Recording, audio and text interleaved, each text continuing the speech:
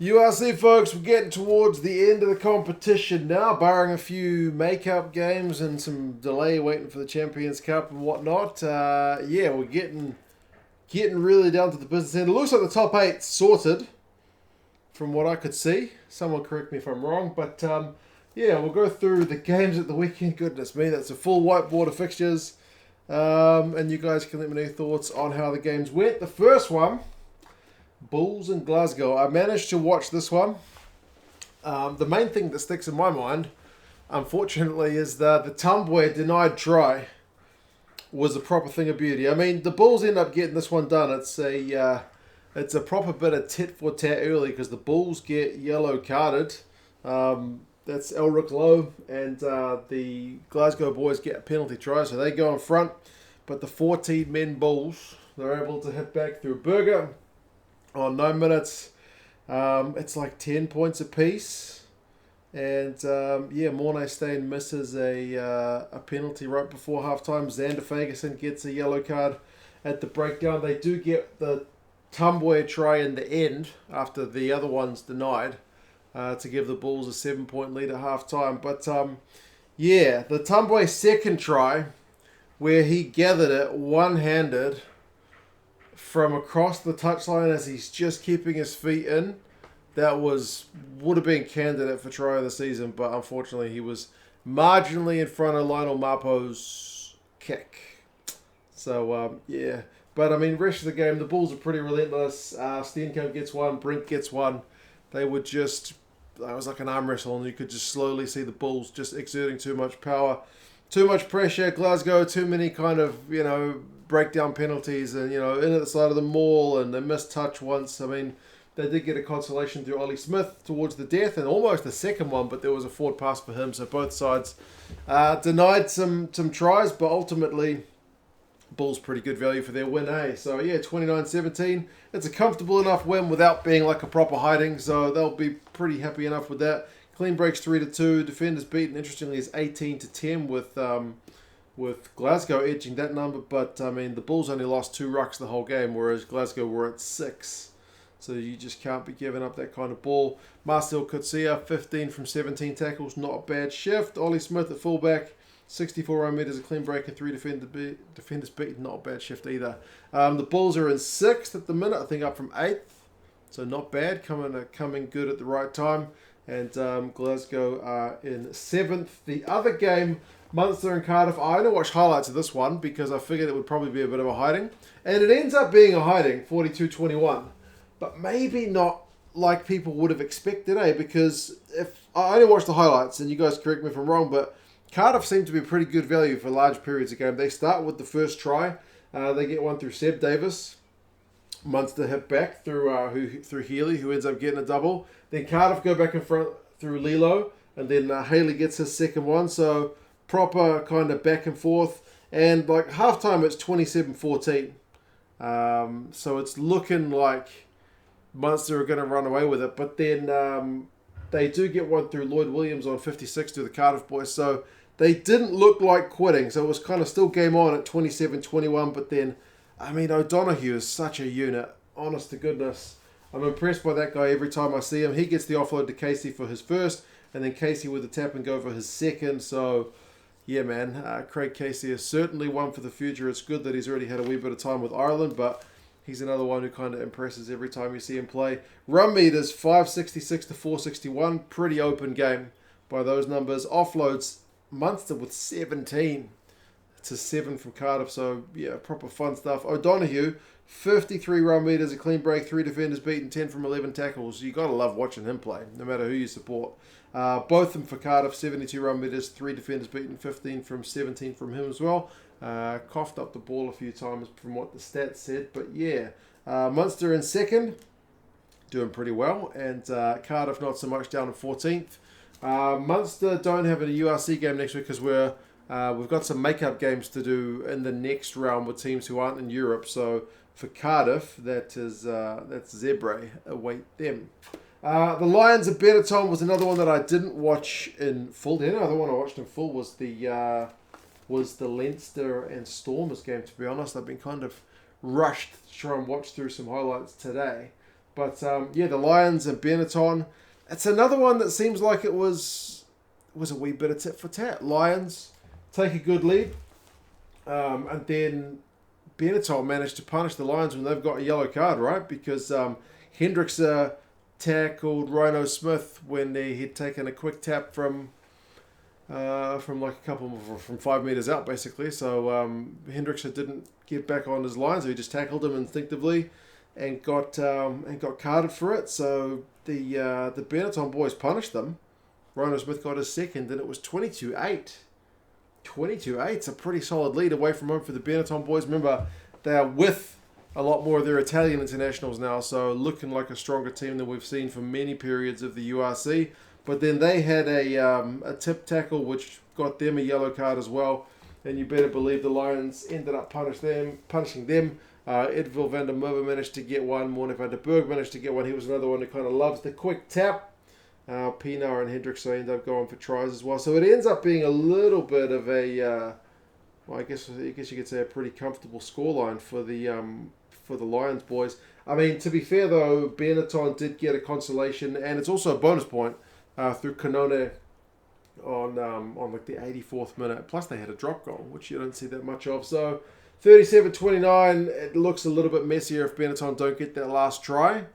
And in the scheme of things, I don't think the bonus point's going to count for much because Zebre and Benetton have been down the wrong end of the table pretty much the entire season in the Scottish-Italian Shield. It's the Scottish sides who are well up the top, so I guess you just try and finish as high as you can. But yeah, 37-24. The Lions are still in 11th, so they're another team that's just trying to finish as high as they can, but they've been on a good run. Interestingly though, I think Joburg, unless they're showing the side of the stadium which doesn't have the crowd sitting on it, Joburg seems to have the worst crowds from the four South African cities. You guys let me know if that's the case or not. I mean, they've been a harder team to support in recent years, so that's probably part of it. But yeah, the Stormers crowd look pretty solid. I don't know. You guys let me know what's going on with that. The next one, Zebre actually managed to get a win. I watched them last week, and Zebre pushed Edinburgh close. So maybe this was coming. Zebre got their first win of the season when they've got they've got 2 games to go. Thank God they got a win before the end of the season. I would hate to see a team just go through winless. That's brutal. And at home to the Dragons, it's the team only 1 spot above them, so good on the Zebre boys. BG gets a try. They actually go behind though because Dragons get 2, but then they get a penalty try, and then Jesse, who's only just come onto the scene for the Zebre boys relatively recently, gets out wide when it's like 15-on-13 because there's a yellow card, and under pressure the Dragons guys concede a second yellow card with the penalty try. So if Zebre were going to win a game, because remember Edinburgh had some cards last week as well, this was the game they had to win, and they did it. They did it late, but they did it. So I'm absolutely chuffed for them. I mean, as much as I don't want to see the Dragons guys lose because they've been having a tough season as well, but nobody wants to see a team get nilled for an entire season, right? Surely not. And it seems like it was pretty crazy stuff. Run meters 539 to 242, so Zebre dominant. Defenders beaten 30-15, Zebre dominant. Although Dragons had almost 60% of the territories and maybe playing the game right into the field. Also 17 penalties conceded to Zebre's 10. Zebre had to win this game. They did it. So happy days for them. LIOvBEN, 98 run meters, a clean break, and 3 defenders beaten. Not bad, Chef. Jordan Williams to the battle of the fullbacks, 65 run meters, 2 defenders beaten. Only 1 from 3 tackles from him though, but yeah. Still in 16th, still in 15th. There wasn't anything writing on it, but at least Zebre get a win. Sharks and Connacht, man, the Sharks are up to 3rd. Were they in 3rd before this? Anyway, the Sharks are in 3rd after this win over Connacht.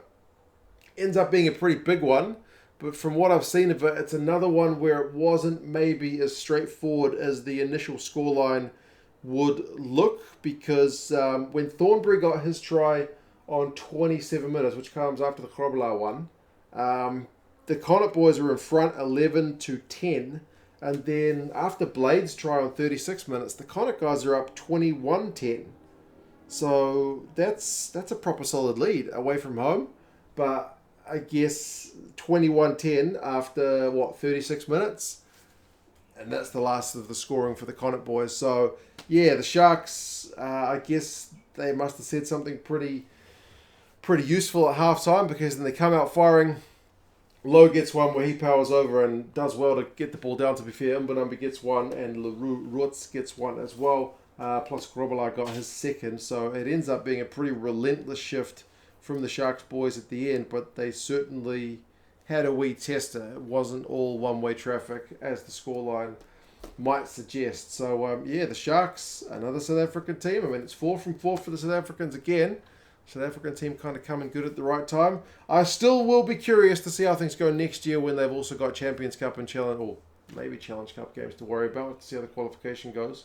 But, yeah, they're able to solely focus on the URC, I guess. So we're seeing some good results now that they're at home. So, yeah, 41-21. Good result. Run meters, 418 to 222. Pretty dominant for the Sharks.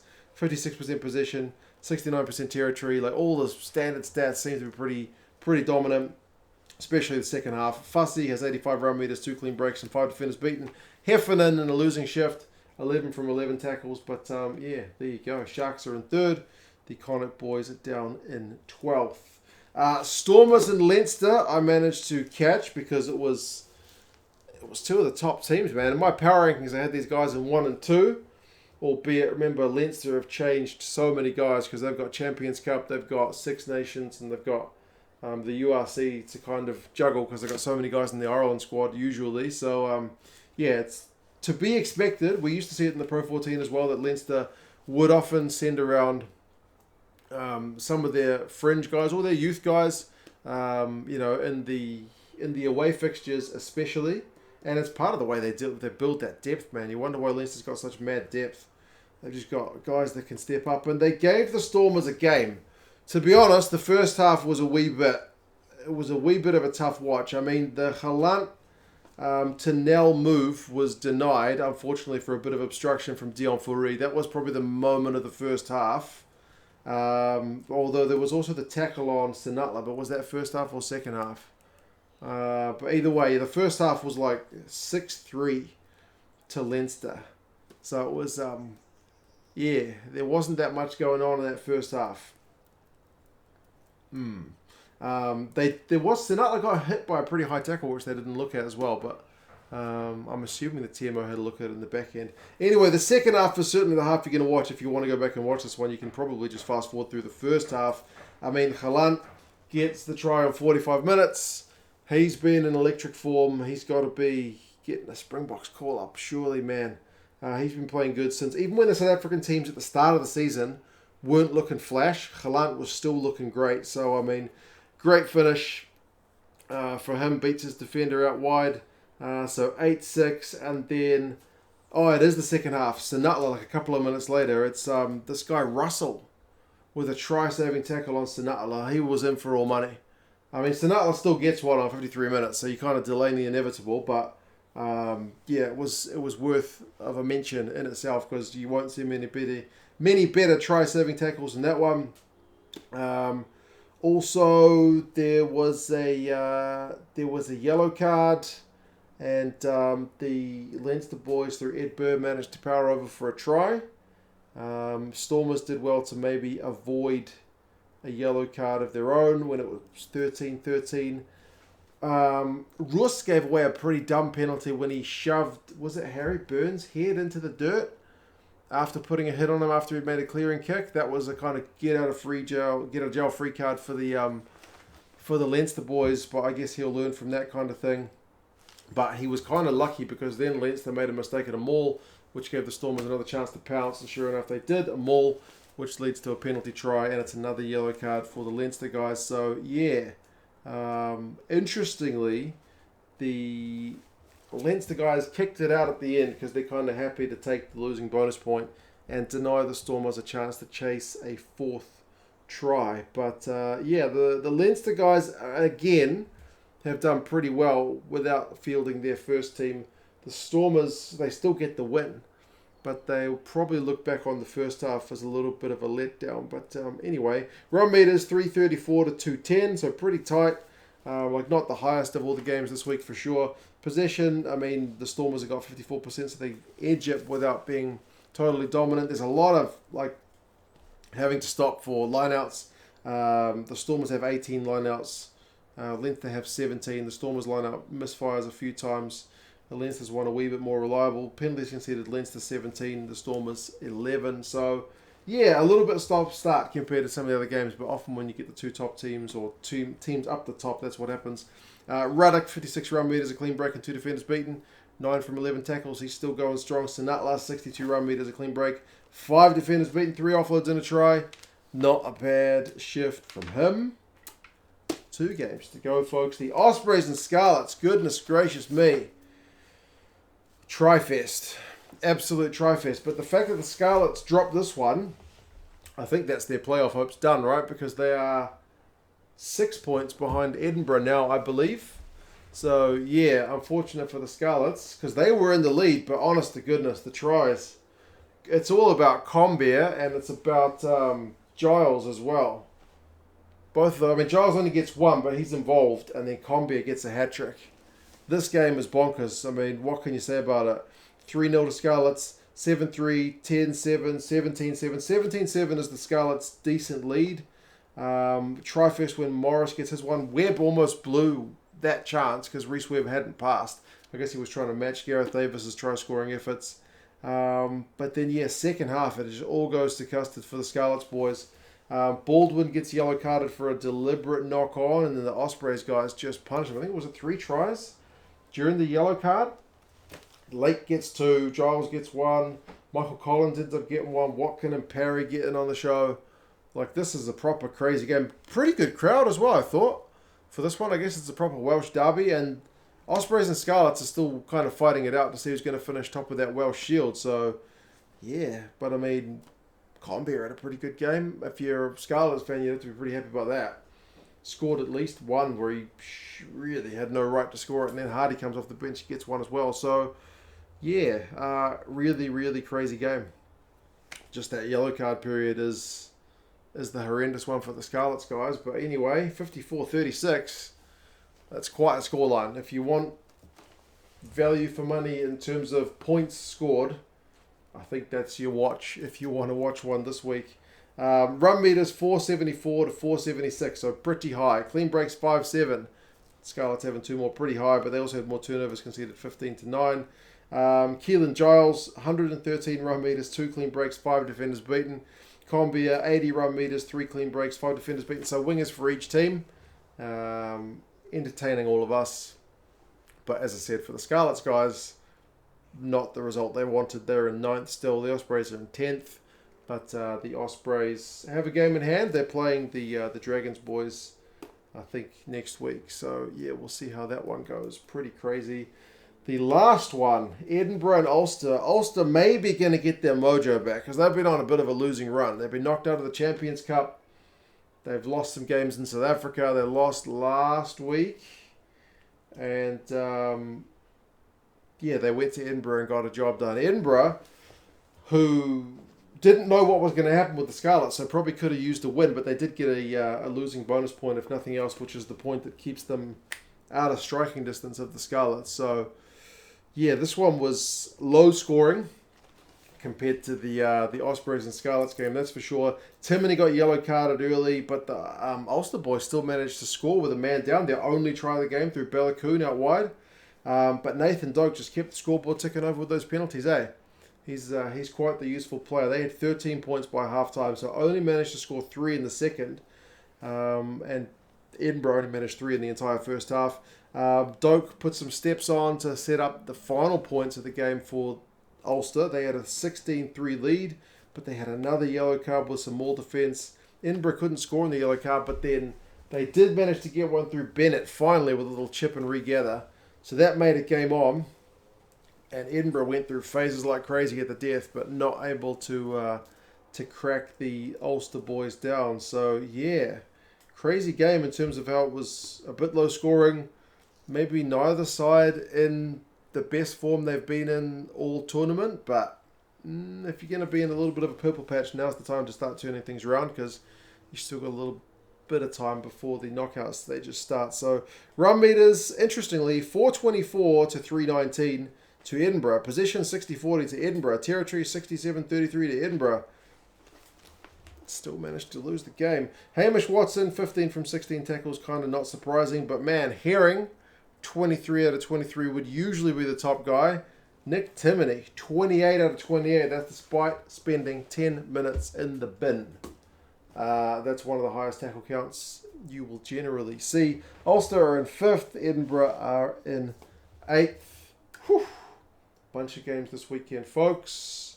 You guys let me know what your thoughts are. I'm off to watch one more game of Super Rugby this weekend, but it's been quite the weekend with some of these results. Big congratulations to Zebre for getting off the board at the right time, and we will see how the top 8 teams end up kind of positioning themselves as we go into the business end. But anyway, you guys let me know your thoughts. There's only a couple of URC games on next week, which are make-up games, so it'll be a much more spacious whiteboard next week, I would imagine. Anyway, you guys have any thoughts, and I'll talk to you again soon. See you later.